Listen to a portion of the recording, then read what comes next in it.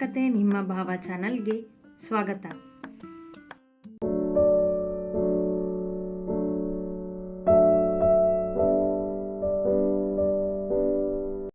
ಅತ್ತೆ, ನಾನು ಅಂಗಡಿ ಹತ್ರ ಹೋಗಿ ಬರ್ತೀನಿ. ಸಂಜು ಕಾಲ್ ಮಾಡಿದ್ದ, ಲಡ್ಡು ಆರ್ಡರ್ ಬಂದಿದೆ ಅಂತೆ ಕೇಳಿದ್ದಳು ಪೂರ್ಣ. ಫೋನಿನಲ್ಲಿ ಮಾತನಾಡಿ ಕೆಳಗಿಳಿದು ಬಂದಾಗ ಕರೆ ಮಾಡಿದ್ದು ಸಂಜು. ಮದುವೆ ಸಂಭ್ರಮದಲ್ಲಿ ಅಂಗಡಿಗೆ ಹೋಗಿರಲಿಲ್ಲವಲ್ಲ ಅವಳು, ಹಾಗಾಗಿ ಸಾಕಷ್ಟು ಕೆಲಸಗಳಿದ್ದವು. ಲಡ್ಡು ಆರ್ಡರ್ ಕೂಡ ಬಂದಿದ್ದವು. ಮದುವೆ ಆದ್ಮೇಲೂ ಅಂಗಡಿಗೆ ಹೋಗ್ಬೇಕಾ ಪೂರ್ಣ? ಇನ್ನು ಮುಂದೆ ಹಾಯಾಗಿರು ಎಂದರು ಶರಾವತಿ. ಅವಳು ಕೆಲಸ ಮಾಡುವುದು ಬೇಡ ಎಂಬುದು ಒಂದು ಯೋಚನೆ, ಆದರೆ ತಮ್ಮ ಸೊಸೆ ಸ್ವೀಟ್ ಅಂಗಡಿಗೆ ಹೋಗುವುದೇ ಎಂಬುದು ಮತ್ತೊಂದು ಯೋಚನೆ. ಆ ಅಂಗಡಿ ಅಪ್ಪನ ಕನಸು ಅತ್ತೆ. ನಾನು ತುಂಬ ಇಷ್ಟಪಡೋ ಜಾಗ ಅಂದರೆ ಅದು ಅಂಗಡಿನೇ. ಅದರಿಂದ ಬರೋ ಲಾಭನೇ ಜಗ್ಗುನು ಓದಿಗೆ ಆಗೋದು. ನಾನು ಹೋಗದಿದ್ರೆ ಅಂಗಡಿ ನಡೆಯೋದಿಲ್ಲ. ಪ್ಲೀಸ್ ಅಂಗಡಿಗೆ ಹೋಗ್ಬೇಡ ಅಂತ ಮಾತ್ರ ಹೇಳಿಬಿಡಿ ಅತ್ತೆ. ನೀವೆಲ್ಲರೂ ಆಫೀಸ್ಗೆ ಹೋದರೆ ನನಗೊಬ್ಬಳಿಗೆ ಬೇಜಾರಾಗುತ್ತೆ ಮನೆಯಲ್ಲಿ. ಅದಕ್ಕೆ ಸ್ವಲ್ಪ ಹೊತ್ತು ಅಂಗಡಿಗೆ ಹೋಗಿ ಬರ್ತೀನಿ.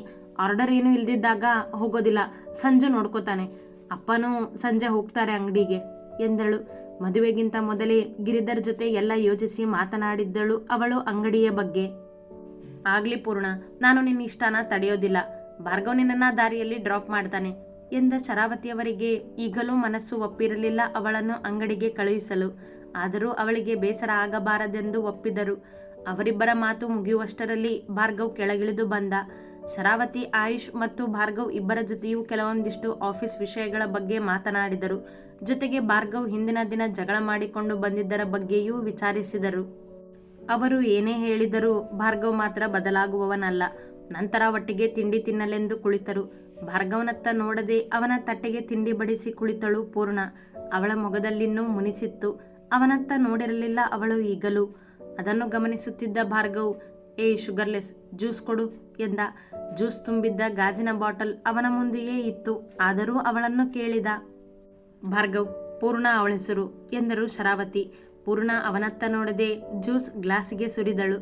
ಅಮ್ಮ, ಅವಳಿಗೆ ನಾನು ಕರೆಯೋದೇ ಹಾಗೆ. ಅವಳು ಅದಕ್ಕೆ ರೆಸ್ಪಾನ್ಸ್ ಮಾಡ್ತಾಳೆ ನೋಡಿ ಎಂದ ಅವಳು ಜ್ಯೂಸ್ ಗ್ಲಾಸ್ ತನ್ನ ಮುಂದೆ ಇಟ್ಟಿದ್ದನ್ನು ತೋರಿಸುತ್ತಾ. ಪೂರ್ಣ, ಅವನು ಹಾಗೆ ಕರೆದ್ರೆ ನೀನು ರೆಸ್ಪಾನ್ಸ್ ಮಾಡಬೇಡ ಎಂದರು ಶರಾವತಿ ಅವಳಿಗೆ ಹೇಳುತ್ತಾ.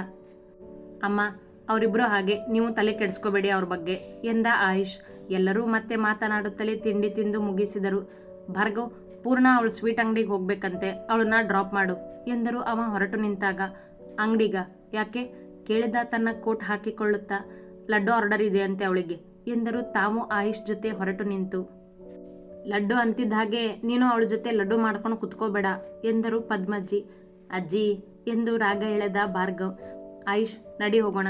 ಅಮೃತ, ನೀನು ನಮ್ಮ ಜೊತೆನೇ ಬಾ ಎಂದು ಹೊರ ನಡೆದರು. ಆಯುಷ್ ಮುಂದೆ ನಡೆದ.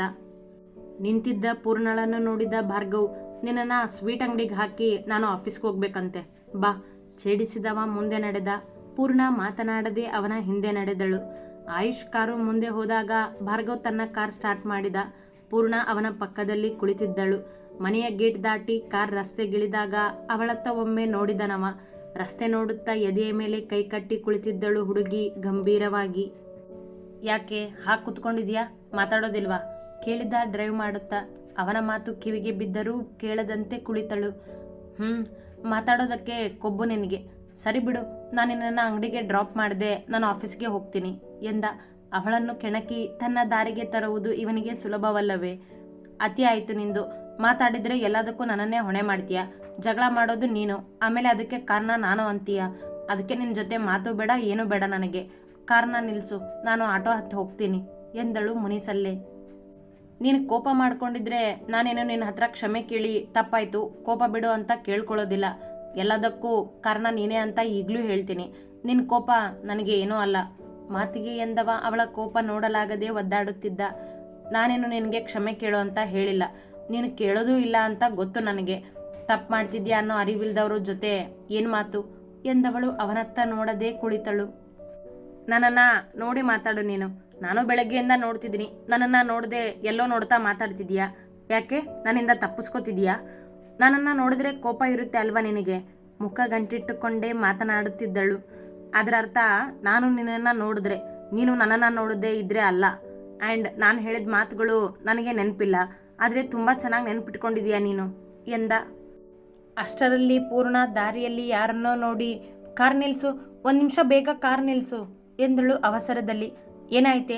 ಕಾರ್ ಯಾಕೆ ನಿಲ್ಲಿಸ್ಬೇಕು ಎಂದು ಅವ ಕಾರನ್ನು ರಸ್ತೆಯ ಬದಿಗೆ ತಂದಾಗ ಪೂರ್ಣ ಹಿಂದೆ ತಿರುಗಿ ನೋಡುತ್ತಾ ನಿಲ್ಸು ಹೇಳ್ತೀನಿ ಎಂದಳು. ಅವ ಬ್ರೇಕ್ ಒತ್ತಿದ.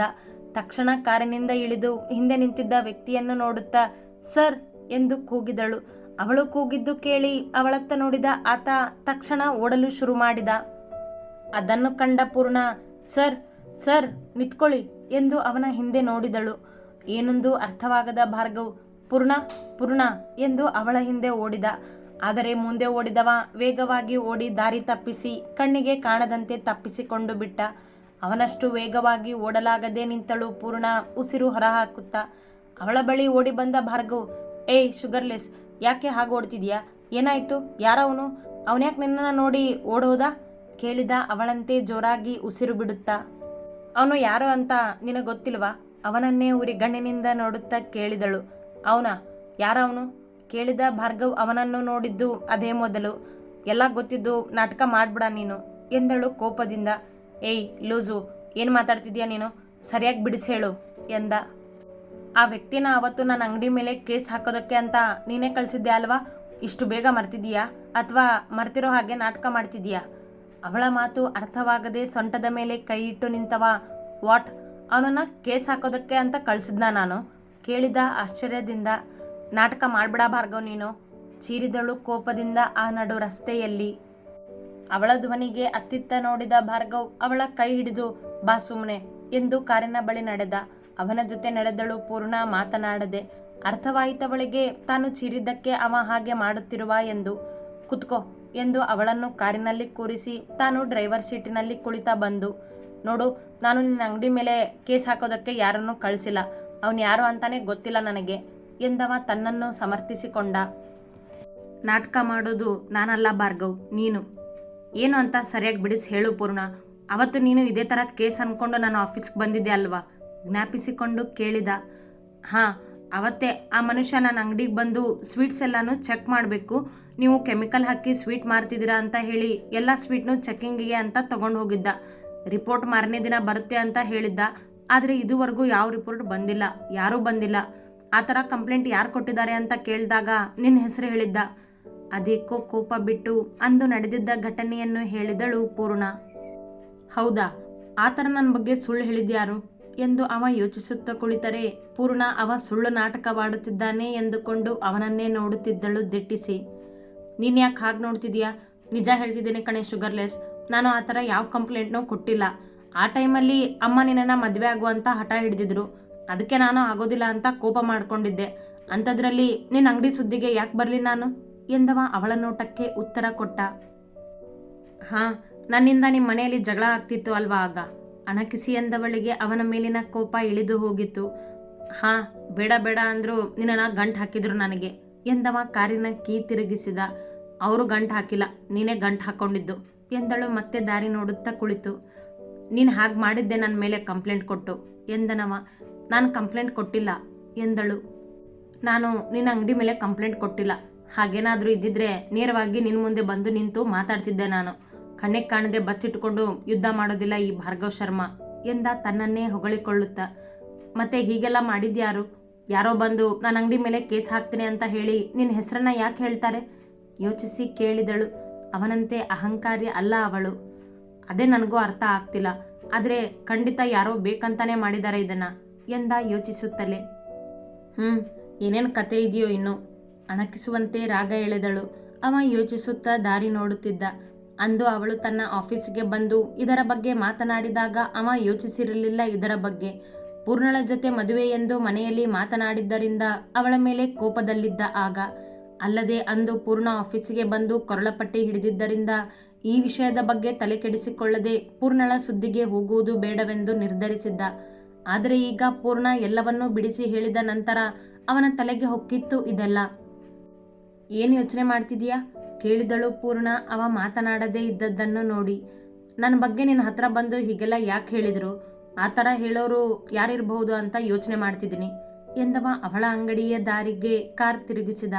ಅವಳು ಮಾತನಾಡದೆ ಅಂಗಡಿಯ ರಸ್ತೆ ನೋಡುತ್ತಾ ಕುಳಿತಳು. ಭಾರ್ಗವ್ ಕಾರ್ ಅಂಗಡಿಯ ಮುಂದೆ ನಿಲ್ಲಿಸಿದಾಗ, ನೀನು ಹೇಗೆ ನನ್ನ ಅಂಗಡಿ ಮೇಲೆ ಕಂಪ್ಲೇಂಟ್ ಕೊಟ್ಟು ಆ ಮನುಷ್ಯನ ಕಳಿಸಿಲ್ಲ ಅಂತ ಹೇಳ್ತಿದ್ಯೋ, ನಾನು ಅದನ್ನೇ ಹೇಳ್ತಿದ್ದೀನಿ ಭಾರ್ಗವ್. ನಿನ್ನ ಮೇಲೆ ನಾನು ಯಾವುದೇ ಕಂಪ್ಲೇಂಟ್ ಕೊಟ್ಟಿಲ್ಲ. ಅತ್ಯಾಚಾರದಿಂದ ನನ್ನನ್ನು ಕಾಪಾಡಿದವನ ಮೇಲೆ ಅದೇ ಅತ್ಯಾಚಾರದ ಕಂಪ್ಲೇಂಟ್ ಕೊಡ್ತೀನ ನಾನು? ಪೂರ್ಣ ಆಗಿ ಅಲ್ಲ ಭಾರ್ಗವ್, ಒಂದು ಹೆಣ್ಣಾಗಿ ಹೇಳ್ತಿದ್ದೀನಿ, ನಾನು ಆ ಥರ ಕಂಪ್ಲೇಂಟ್ ಕೊಟ್ಟಿಲ್ಲ. ಕೋಪವಿಲ್ಲದೆ ಸಹಜವಾಗಿ ಎಂದವಳು ಕಾರಿನಿಂದ ಕೆಳಗಿಳಿದು ಅಂಗಡಿಯ ಒಳಗೆ ನಡೆದಳು. ಚುರುಕಾದ ಭಾರ್ಗವ್ ಅವಳ ಮಾತಿಗೆ ಅತಿ ಹೆಚ್ಚಿನ ಕಥೆಗಳಿಗಾಗಿ ಹಿಂಬಾಲಿಸಿ ಪ್ರತಿಲಿಪಿ ಆ್ಯಪ್ನಲ್ಲಿ ಪ್ರತಿಮಾ SH ಅವರನ್ನು.